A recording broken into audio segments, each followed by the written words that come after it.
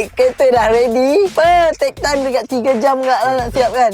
Cuma tak terang sangat sebab memang tak ada lampu langsung kat sini.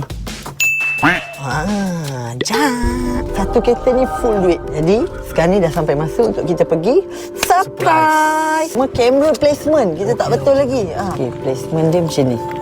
Baik kan. Okay, macam ni. Ui, cun mantok. Ni mantok.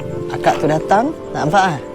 Okay, cantik. Mike, kita ada bank bag? Klip boleh. Akak boleh sorok ke klip lah. Kalau dia klip kat baju, akak boleh sorokkan. Boleh. Okey, lepas tu kan dia balik rumah, dia naik atas, lepas tu akak bagi tahu, okey, akak cakap dengan husband yang akak dah accidentkan kereta. Lepas dia sampai kat rumah. Jangan time call tu. Jadi takut dia tak datang kat akak, dia akan terus turun bawah. Okey, bila sampai atas, akak bagi tahu, okey, you kereta dah accident, you tengok kat bawah. Teruk tak teruk. Lepas tu dia akan turun, akak bawa dia, akak buka kereta, boom, surprise, macam tu. You kita dah ada duit untuk pergi balik kampung, something like that. Okay. Boleh. Okay, ya Allah, harap-harap surprise ni jadi going smooth. Okay, rekod daripada dalam kereta.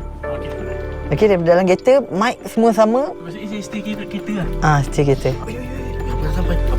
Apa dah sampai? Okay, nyurut. Okey, tak apa. Rekod masuk dalam. Okey, rekod. Okey, kita salah. Salah timing. Abang tu dah sampai. Siapa yang tengok location abang tu? Eddie ni? Mak, kita lost contact. So, akak tu tak dapat audio lah. Patutnya kena pasang audio kat akak tu. So, kita tak dengar apa dialog antara abang tu dengan akak tu punya dialog. Kita tak dengar. Allah. Abang ni tak salah cakap kan ni. Akak salah cakap ni. Dia bila dia cakap Accident. Surprise!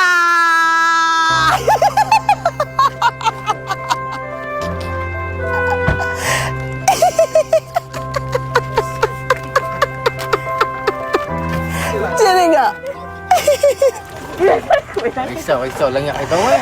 Kita dah balik kampung ni elok kan. dah balik kampung.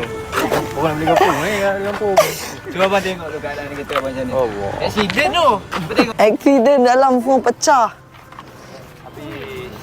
Balik kampung ni bang. Habis.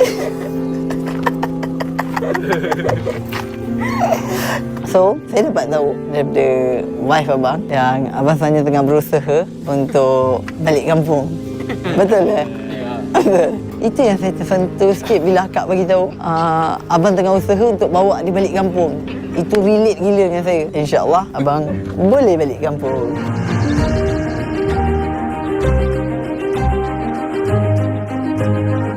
Yang ni semua untuk abang and family.